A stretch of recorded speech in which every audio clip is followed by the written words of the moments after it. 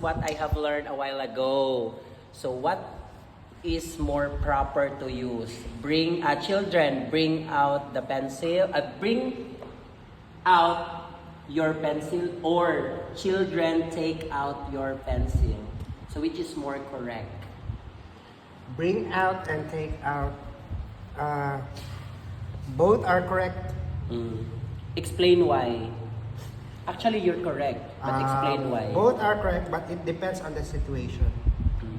So the first one, what is the first one? Bring out, children, bring out your So pencil. bring out your pencil. So that's correct. If you're asking the student to bring out your pencil and put it on my table or outside, bring it somewhere.